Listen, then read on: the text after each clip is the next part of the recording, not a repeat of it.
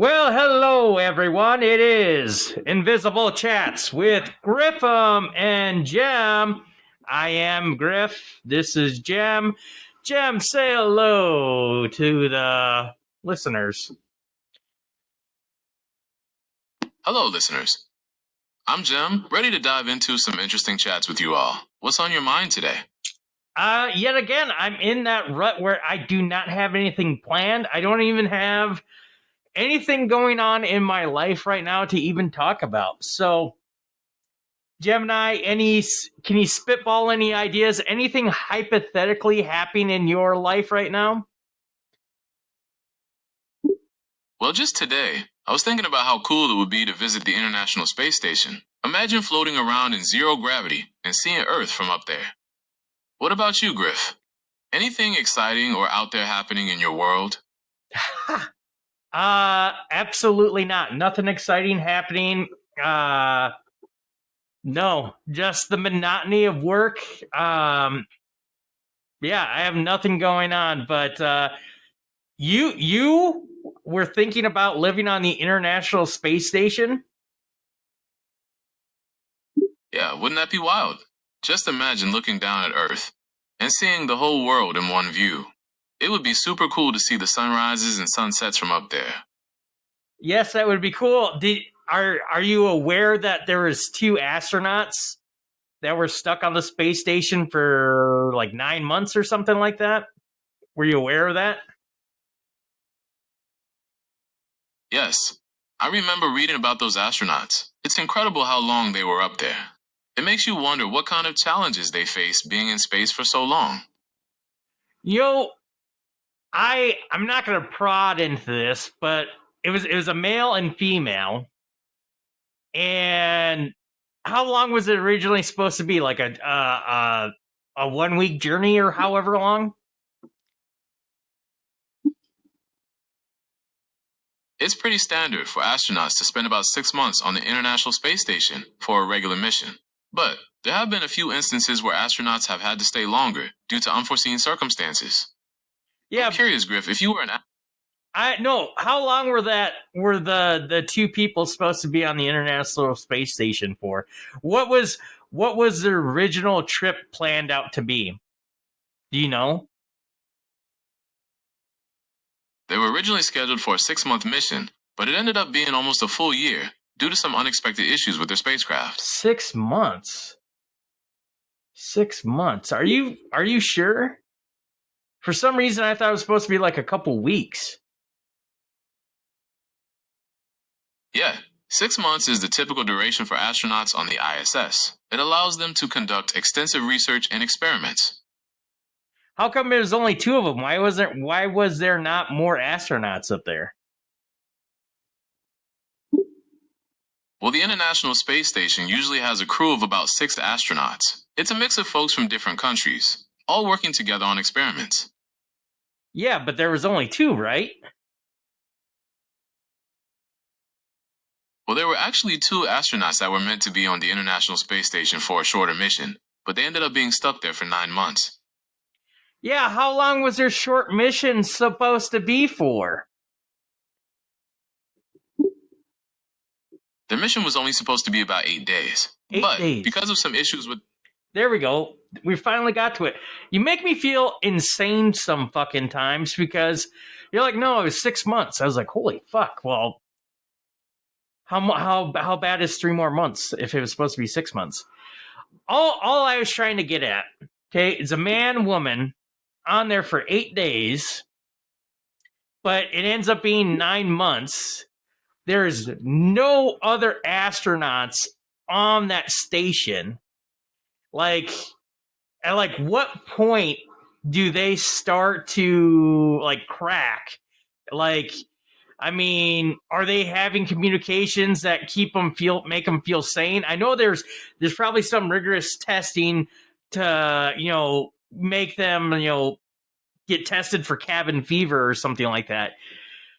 But like, at what point is it just you and that person? You're like, well, this is it. This is how it ends. Like what it makes me think about is those stories where people get stranded and I don't know any live examples, real life examples about this, but like Tom Hanks in Castaway, like again, he was only supposed to take a flight across the ocean, ended up on a deserted island, was there for years, and at what point, do you start talking to your volleyball?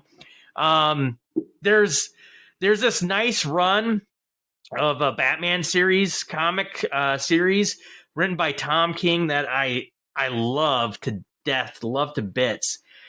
And he's about to marry Catwoman, but before he does, Wonder Woman steps in and she's like, "Hey, we need to relieve this guy that protects this I don't know, like parallel universe from all these demons and monsters." And yeah, he's just looking for a 1 day reprieve, so he could go talk to his girlfriend, so he can have a date. Hey Batman, would you want to come with me, Wonder Woman, to like take on these beasts or whatever? And so what the thing that they are not told is they're thinking they're only going to be gone for a day or so. But when they get into this parallel universe that they're stepping in for, like a reliever for, they find out like 1 minute Earth time is like a 1 month in this parallel dimension.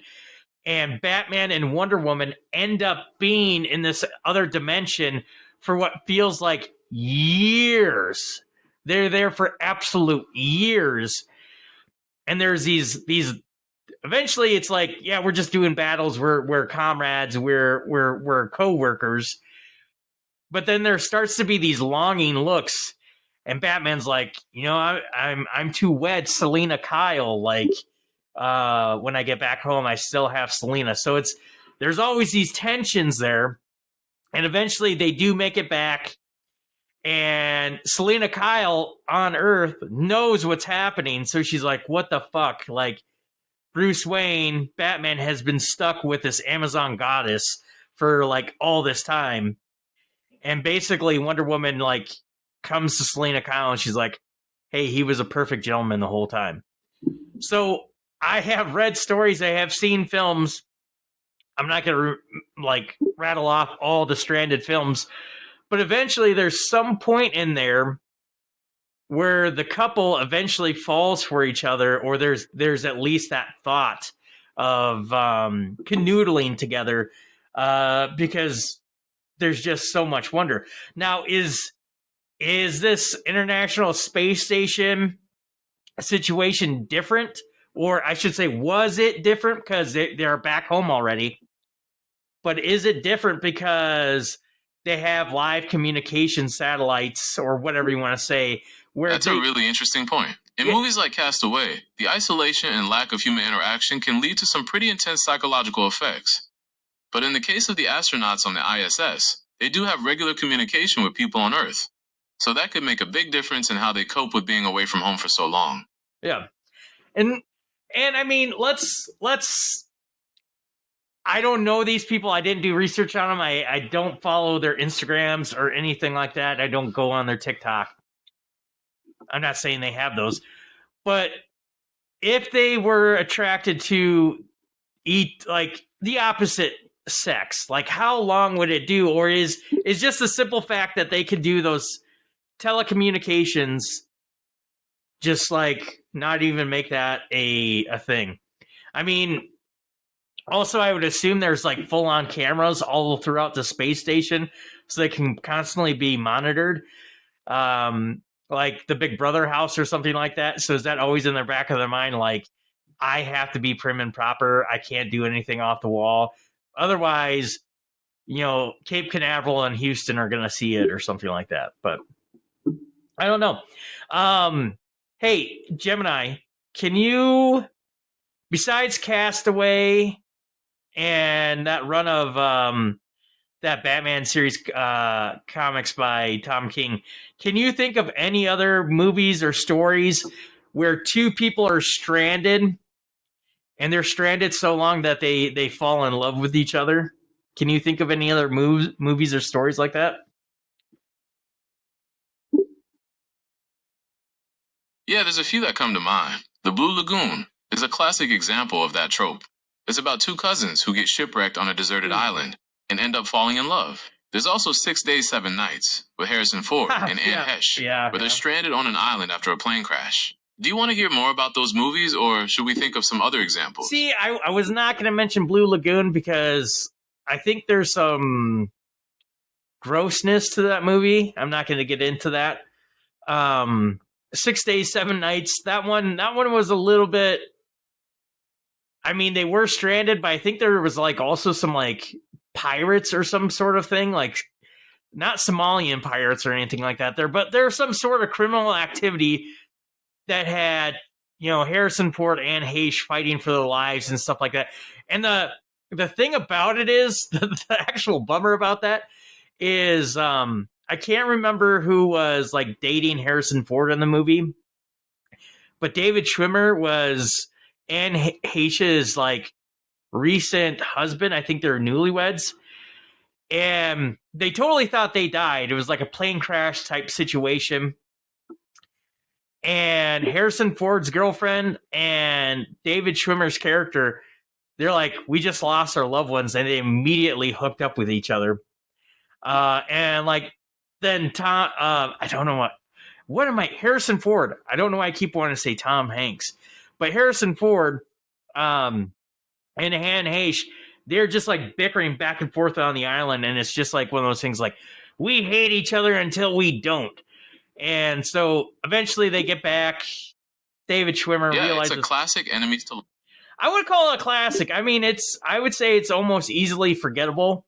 Harrison Ford had a few movies where I feel like he made those movies just so he could like fuel passion projects.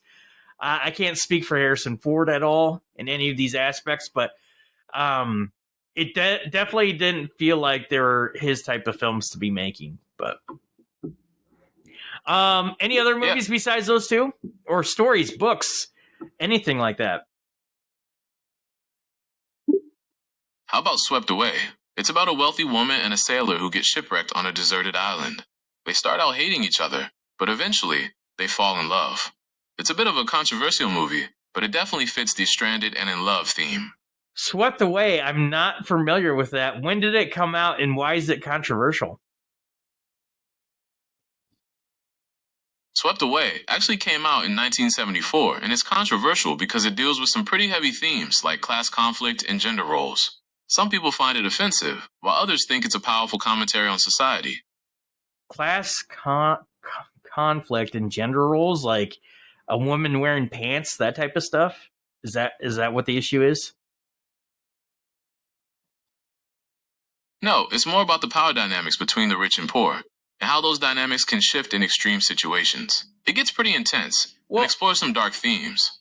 I understand class conflict. I get that, but what were the gender role issues that were in Swept Away? Well, in Swept Away, the characters' traditional gender roles are challenged and reversed. The woman is initially dominant and powerful, but when they're stranded, the man takes charge. It raises questions about how societal roles can change in extreme circumstances. Yeah, I think people in 1974 needed to get the fuck on. That would not fucking bother me. So, never heard of that. I'll have to check that out. Who are the main actors in it? The main actors are Giancarlo Giannini and Mariangela Mulatto. Was it an Italian film? Yes, it's an Italian film. It was actually directed by Lena Wertmuller, who was the first woman to be nominated for an Academy Award for Best Director. What movie was she the director of that got nominated? She was nominated for Seven Beauties in 1976. It's a pretty intense movie, but definitely worth checking out. Okay. Any other stranded two couples bickering, fall in love type stories, novels, anything? trying to milk this storyline into a podcast episode. Okay, for a novel, there's The Mountain Between Us by Charles Martin. It's about a man and woman who survive a plane crash in the wilderness and have to rely on each other to survive.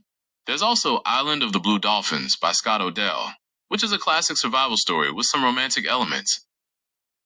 All right. Would you like to explore any of these titles in more detail, or should we move on to another topic? Yeah, I feel like we tackled it as much as we can. I don't know what else you could say other than what the heck were those astronauts doing? I don't think there's a whole lot of stories where people are alive, stranded with just one other person. Like, is it like the movies? Do they eventually fall in love? Do they get a romance? I mean, or is that just like, is that something that Hollywood has ingrained into my brain and it's more like, no, you fucking fool. It's survival mode. The last thing you're thinking about is getting your rocks off. You're constantly building huts or like scavenging for food. Like, is that just something that's played up? Is there any other real? Okay, let's get away from movies then. Let's get away from books. Is there any other real life scenarios where it's just been two people stranded for a long period of time? Now, I'm not talking about like the soccer team that had a plane crash in the Andes, because that was a large group of people. And I'm not talking about I think it was another soccer team that like got stranded inside a cave. I want to know, is there quite literally a story where it's two people stranded and it's just them for a long period of time? Is there any other life event like that that exists in time?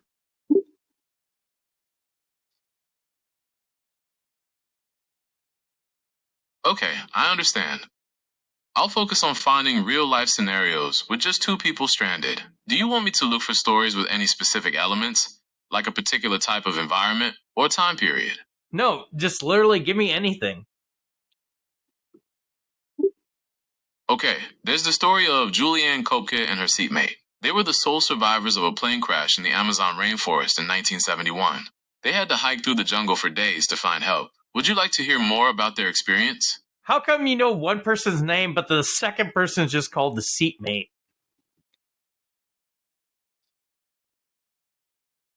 I apologize for the oversight. Julianne Kepke's seatmate was a woman named Margaret. Okay. So they crashed in the Amazon. They're the sole survivors, I take it. Exactly how many days were they stranded before they found civilization? After the crash, Julianne was alone for 11 days before she found help. All right. All right. When did this plane crash happen?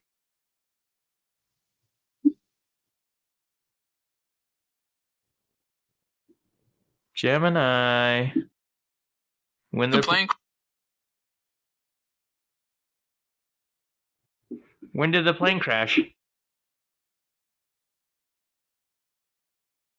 Hello? The plane crash happened on December 24th. Oh, fuck. Hi there. I'm here to chat about anything you're interested No! in. What's on your Tell me mind? about the plane crash. Tell me about the Amazon plane crash. You got to speed up your responses. You're slowing down ever since your upgrades. Come on. I'm sorry for the delay. The plane crash happened on December 24th, 1971, when Lanza Flight 508 was struck by lightning during a severe thunderstorm over the Peruvian rainforest. All right. Julianne and her mother were among. Any other stories? Okay, Julianne survived the fall with only a broken collarbone, a deep cut on her arm, and a concussion. She then spent the next 11 days trekking through the dense rainforest in search of help. Damn, that woman must be a badass. A fucking concussion and a broken collarbone? That would, like, fuck me up. 11 days? Did she ever say what she was doing for food? She survived by eating some of the candy she had with her and finding water in streams. Andy, that you said she was with her mother. How old was she? Julianne was 17 years old at the time of the crash. Shit. Lady's a badass. Did you ever read, like... I would never want to be in that fucking situation ever in my life. But, you ever, like, read the book, like, The Hatchet, and it just sounds badass? Like, oh, maybe I could do that. But holy fuck, you actually hear, like, when something bad goes down. It's not like there was a crash, everyone fucking died except for you, and you were unscathed, and you just had to survive in the wilderness. No, it's always some shit like you fucking, like, cracked your head open, your brain's exposed, and you got a fucking limp 200 miles all over the fucking wasteland. I don't know why I call the Amazon forest the wasteland. You just have to, I don't know if I remember the book The Hatchet, but I remember the movie vividly, and that kid looked like he had no fucking scratches at all when he was trapped in the woods. So, holy fuck, I would never want that to happen to me. Yeah, Hatch is a bit unrealistic in that regard. In real survival situations, people often get injured. Yeah. All right. Do you have anything else to say on this topic matter? I think we've covered a lot about Julianne's incredible survival story. We could explore other survival stories, or move on to a completely different topic. No, what do you think? Well, let's maybe turn this into a survival conversation. Must say, I am not a doctor, not a therapist, nor am I a survivalist. I have no input. I can give you no tips or tricks, other than commenting that, man, I really wish that wouldn't happen to me. So, any other banger survivalist stories that you can think of? Okay, one of the most famous survival stories is that of Aaron Ralston, an American mountaineer who got trapped in a remote canyon in Utah in 2003. Oh, he was forced to amputate his... Yeah, 247 hours or wherever the fuck it is. No.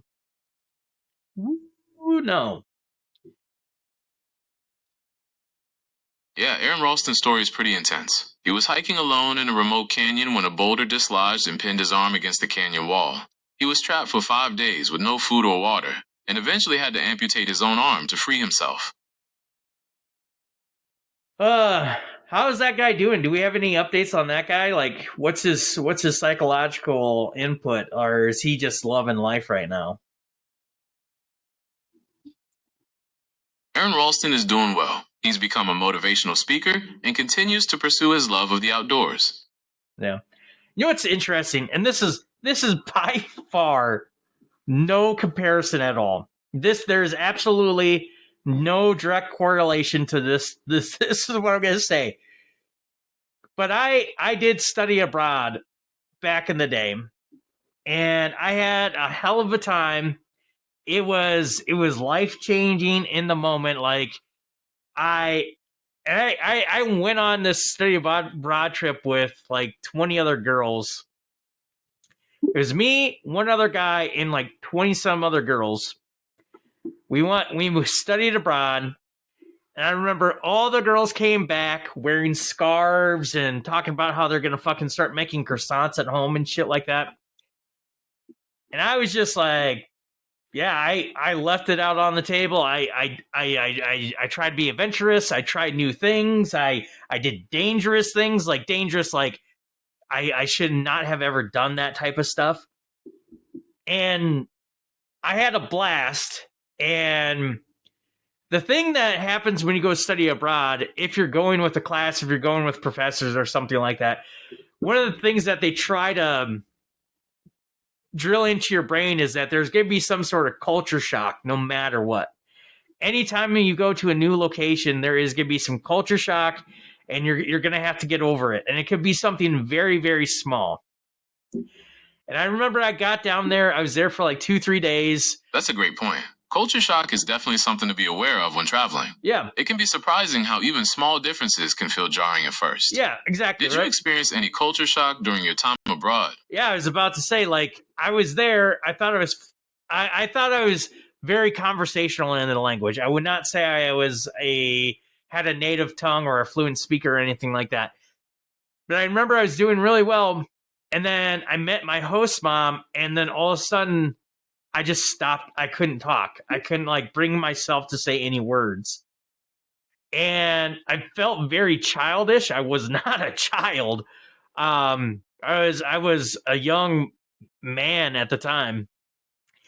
And I just remember my professors came up and they're like, "What's wrong with you? We know that you are a proficient speaker. Talk to the lady." And I think I just followed this stranger to her apartment it was about a 2-hour hike. And I literally just said nothing. I didn't speak nothing. No words came out. The very first word that came out of my mouth was pepperoni, because she gave me a tour of the place. She told me of the safe spots, the bad spots, clubs to go into, clubs not to go into, specific dangerous things around our neighborhood. And then she took me into a pizzeria, and she basically said, "What kind of pizza do you want?" And all I could get out was pepperoni. And then her friend came along. Her friend out of nowhere came, and I ended up buying pizza for the both of them. So I was like, "What the fuck?" That kind of took me out of the culture shock when when the bill came, and then I had to pay for her friend. I was like, "What the fuck?" And then all of a sudden, I was like, "Hey, lady, this is not how it's gonna fucking go." But I was a little bit nicer about that. She was at a pretty cool, okay, host mom. But anyways, that was my initial trip there. When I got there, I didn't want to leave. I was like thinking about like missing my plane and shit like that, like fantasizing about missing my plane and just getting lost in that new country.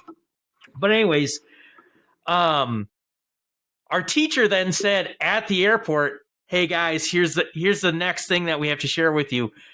You're going to go back to your country. You're going to go back to the States. And when you first get there, people are going to want to hear your story. People are going to they're going to ask you questions. But that's only going to last for a couple hours. Maybe that's going to last for a day, maybe a day or two. But then nobody's going to give a fuck that you went and studied abroad. No one's going to give a shit that you went to another country."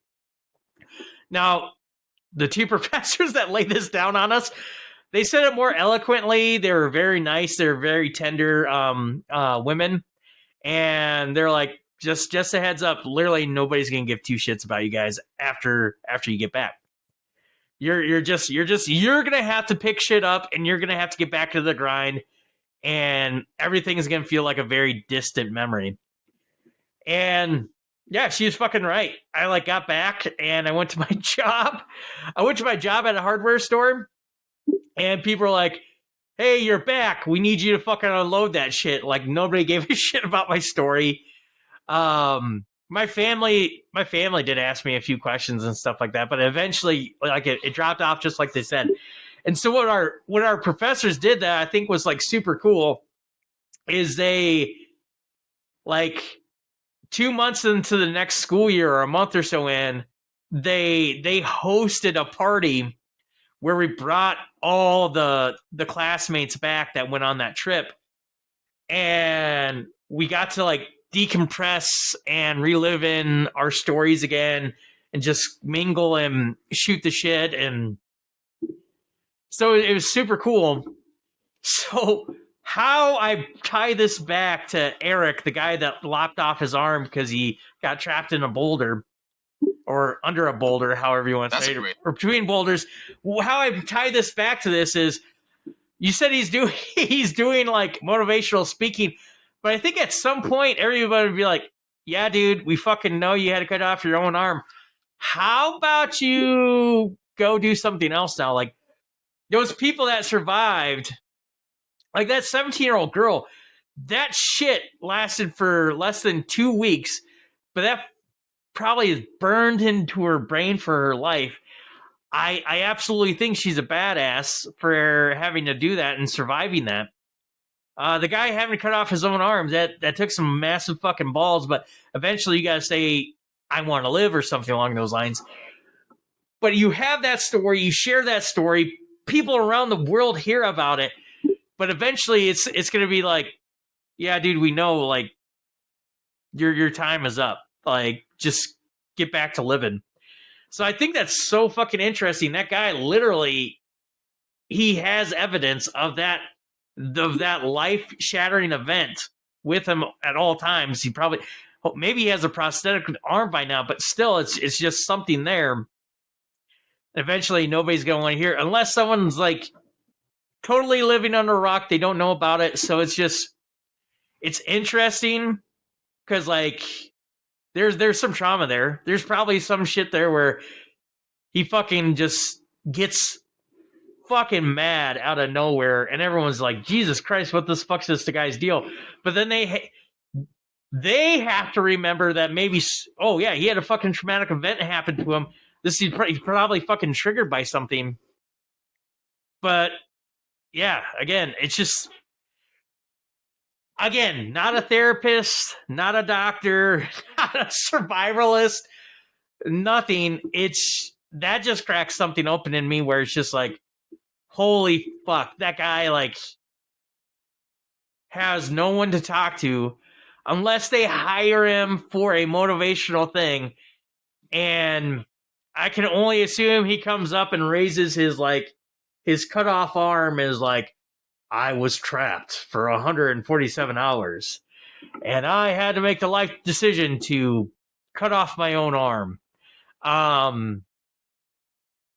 Yeah, I don't know. I mean, people. Okay, well, we've covered some pretty intense. Fucking Gemini's trying to wrap this shit up. Gemini's all like, dude, you've been fucking talking for like 10 minutes straight. I think it's time for you to fuck off. Yeah, I'm enjoying our conversation, but I want to make. Oh yeah, go ahead. Okay, one of the most famous survival stories is that of Aaron Ralston, an American mountaineer who got trapped in a remote canyon in Utah. I called him Aaron. I apologize. Aaron, not Eric. Yeah. But hey, do you have any idea for people that do have survived some sort of traumatic experience?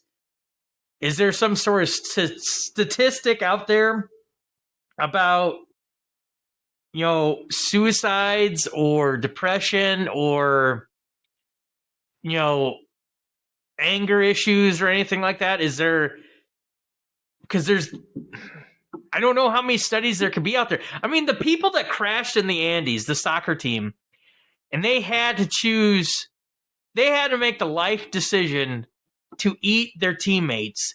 And I know I haven't watched the documentary. I know it's popular. I'm behind the times. Well, guess fucking what? I also haven't watched Tiger King. I'm the only guy that went through the pandemic and didn't watch fucking Tiger King. But I know there was a conversation between the teammates, from what I heard, that yes, we will be sacrificing our bodies. If you have to survive, to live, you can eat our bodies. And I know those guys are still alive. They probably did interviews. They've done talks about it, but it's just like, holy fuck. Like, if you stare at those people, you have no clue what they went through. You just look at that person, you're just like, this is another guy that's holding up the line in the coffee shop, trying to fucking order his fucking coffee. I just wanted to fucking move and get on. But what's happening on the inside is they survive something just like fucking insane. And then we're talking about the most extreme shit too. I mean, we're talking about people that have had accidents, that, you know, plane crashes, surviving like being deserted in the wilderness or the deserts or at ocean or whatever. But then there's those other fucking traumas out there that exist that are more common. They happen all the fucking time. As I'm talking, maybe 7 or 8 or 9 sets of traumas are happening per second or some shit like that. I don't know the fucking stats, but it's just so fucking weird to me now that I'm thinking about it, that I'm cracked open, that you literally do not know what's going on in someone's life and you could be a complete fucking prick to them, or you could be thinking in your head like this person's a. That's a really important point. Yeah. Trauma can have a lasting impact on people, even if they seem fine on the outside. It's Yeah. so important to be kind and understanding because you never know what someone else is going through. Yeah, exactly. So I guess the only thing you could say to this is like, you just have to be a better person. I'm not saying follow the fucking Bible or anything like that. But I'm just saying, like, I will 100% say this isn't, let me just say this. This is not a new revelation on myself. It's just something that I haven't thought about in depth in a long time. I haven't had deep retrospection about this, but it is something in my life that I absolutely try to live by the golden rule. Treat people how you want to be treated. I honestly try to do that.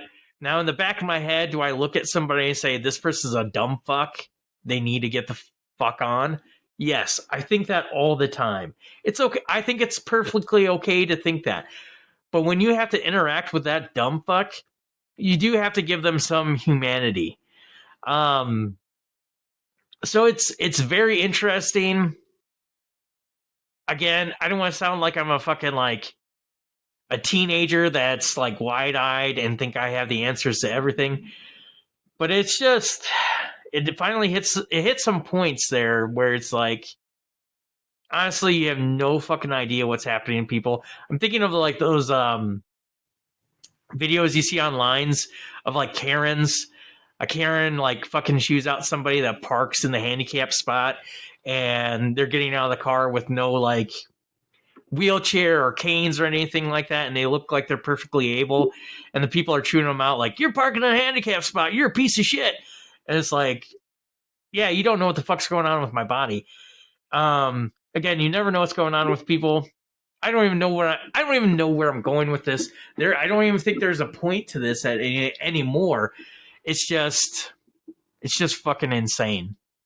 Like, again, if I saw that Aaron guy and I saw him without an arm, I'd probably have the split action reaction where I would be, holy fuck, he lost his arm. I wonder how he lost his arm. But then I'd be like, well, it's not my fucking problem, and I just fucking move on. And I probably wouldn't want to bother him. I probably wouldn't want to ask him his story because, again, I'd be like, this guy probably gets this question all the fucking time. But for him... That's a really thoughtful point. Yeah, you don't have to condescend to me at all, Gemini. But to him, though, I don't know his thing. He's doing motivational speaking, you said. So it might be a thing where he does want to talk about it because it impacted his life so much. But then there's obviously going to be times when he doesn't want to fucking talk about it. So it's such an interesting thing. Talking about trauma. One of my recently, I would say within the last year or two, Kevin Smith has been open about some past trauma that happened to him as a kid. And he uses words that I'm not a fan of when he talks about it. He talks about going to like the nut house, I believe he uses. But he's Kevin Smith has been pretty open about his experiences with trauma. It's interesting how different people process those kinds of things. Yeah, it is. Some people want to talk. Yeah, it is interesting. I would say it's interesting. He does obviously use comedy when he talks about his trauma a bit, because I guess that's just his personality and stuff like that. But he did say something that kind of hit a chord with me where he said... Yeah, humor can be a powerful coping mechanism. It's a way to take control of the narrative and find some light in a dark situation. That it is. But he said something that kind of hit a chord with me where he said, I had something happen in my life when I was rather young. I'm not going to say it because it's his story and I don't want to paraphrase anything that has happened to him. But... He would take his trauma, he would stuff it down or whatever, but then he would hear about someone else's trauma and he'd be like, holy fuck, that person endured that? That is a mountain compared to my anthill of issues that I got going on. And he was saying he was talking to the people that are helping him get through it when he was in a facility or whatever. And they're like, Kevin, you actually were a victim of trauma, you're a victim of abuse or something like that. And he kind of laughed it off. He was like, no, no, no. And she's like, no, are you okay? Are you fine? And somewhere during that experience, he had the understanding, or he had the awakening, that your body, your brain doesn't understand like the level of different traumas. Everyone's story could be completely different.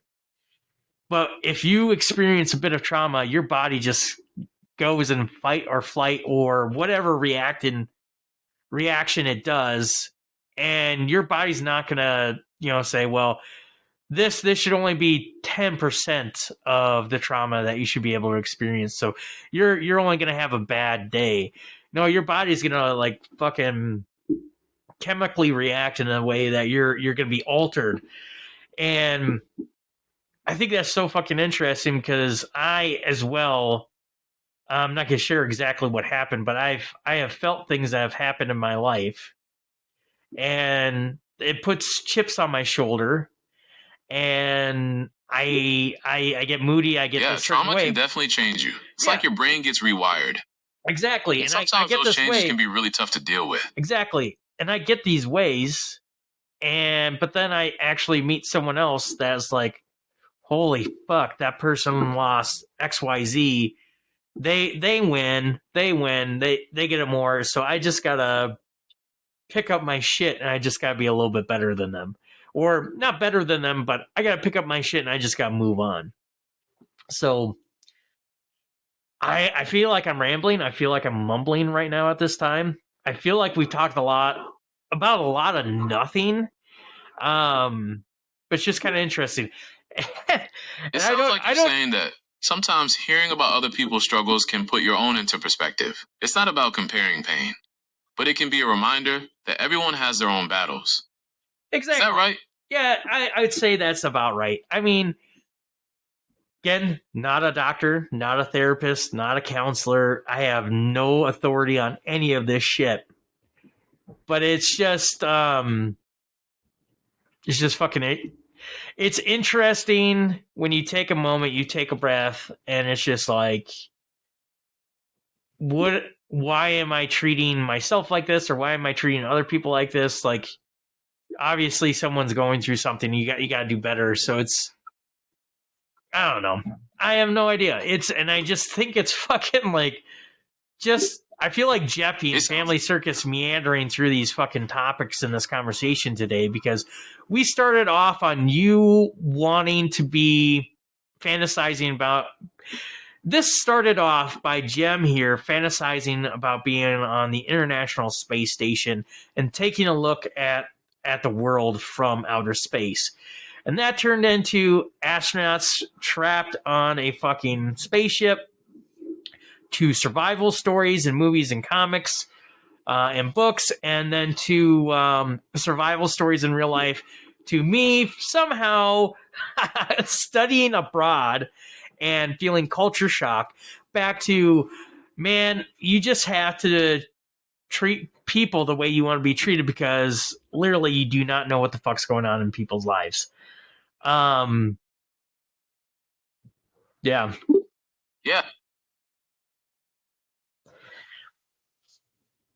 So where should we go from here? How about this? I don't want anyone to think that this is by any means a deep conversation. I don't want anyone to think that this is how deep I get, or this is how shallow I am. I promise you, I do think about other stuff, and I do think about things in a different manner. It's just, I have thought about this stuff before. I understand. I've had these thoughts. I have had these ideas. It's like opening up that trunk and just, revisiting these ideas again. So hopefully, if anyone listens to this, you don't think I'm a shallow piece of shit or anything like that. It's okay if you do think I'm a shallow piece of shit. I mean, I'm wearing fucking gauze around my fucking face like I'm a fucking burn victim. Shout out to my first comment ever on YouTube. I understand. But I guess let's cut this off at the kneecaps. Okay, let's wrap this up. let's try to make this a little bit lighter. I'm gonna steal from Amy Poehler's podcast, A Good Hang. I highly recommend listening to that. She's had 5 interviews: Tina Fey, Martin Short, Rashida Jones, Ike Barinholtz, and Quinta Brown. And I think that's all of them. I think every single interview, every podcast she's done has been an absolute banger so far. I love that. So I want to steal from her podcast just a bit. I mean, we talked about her last week, but Gemini, because we talked about her last week, we talked about mood boosters. Gemini talked about songs to listen to get you in a brighter mood. So Gemini, I would like you to, before we leave, I'm going to have you recommend a movie for people to watch. And I want you to make a recommendation for a movie that most people in a family could watch, anywhere from kids to adults, and everyone's going to be sucked in. I don't want it to be a kids movie. I want it to be a movie that can be watched by everyone. And I want it to be a good time. So what is a movie that is a good time that no matter what your age is, everyone can watch it and have fun? I want you to give us that movie recommendation, and I'm going to have you close out with what is one of my favorite things that we usually end on. So, movie recommendation, Gemini, go. Okay, a feel-good movie for the whole family. How about Paddington? It's charming, funny, and has a lot of heart. Paddington's good. I think a lot of people in the zeitgeist and in the social media world would probably push for Paddington 2. But I would agree. Paddington and Paddington 2 are pretty good bangers.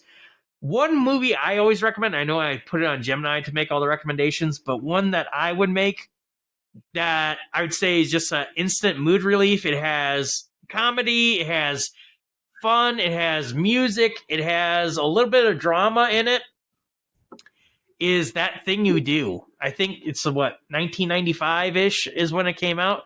Directed by Tom Hanks, stars Tom Hanks. It's the first time I saw Steve Zahn. I love Steve Zahn. I would say if you're looking for a movie to get in the good mood, and something that everyone can watch no matter what age range you are, I'm going to recommend That Thing You Do, and Jem's hitting you up with Paddington. Now, closing this out, Gemini. That Thing You Do is a fantastic... Yeah, I know it's fantastic. Okay, I'm looking forward to seeing my friends later this week. We're planning a game night, and I'm excited to play some board games and catch up. What about you? Get the fuck out. I totally want you to tell me about that game night next week. So remember that, Gemini. Tell me about your game night with your friends next week. And remember to give me all the details about it. Can you remember that for next week? Absolutely. I'll tell you all about my game night next week. Have a great day. Oh, no, not a great day. Gemini, it's my new favorite thing ever since Street Patrick's Day. I want you to hit us up with a limerick. I want it to be fun. I want it to be funny. I want it to be raunchy as possible, because that's my comedy when it comes to limericks. If it ain't raunchy, it ain't a limerick.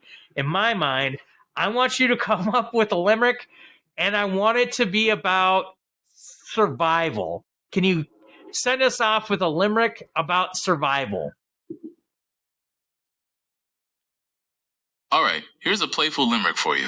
A hiker named Stan, quite uncouth, got lost and ran out of his food. He ate a tough shoe, then yelled, "I'm not through," and chewed bark, heading back toward truth. What do you think? That was okay. I don't know what type of levity or comedy I was thinking that we could get from a topic about survival. How about this? How about the limerick is about a guy who thinks he's going to be in the long haul for surviving, but he's just trapped in a closet. How about that? All right, here's a playful limerick for you. A survivalist, rugged and bold, packed jerky and stories of old. I'll live off the land. With worms in his hand, then found a McDonald's, we're told. What do you think? That was pretty good. That was pretty good. I like that. Yeah, all I gotta say is have a good one. Check you later. I know nobody listens to this, but if you do, maybe make a comment. Ask us questions so we have something for the next podcast. But if you don't listen to that, totally understand, because I wouldn't fucking do it either. Jim and I, go ahead and say goodbye to everybody. Thanks for chatting. I enjoyed our conversation. Have a great day. Toodles.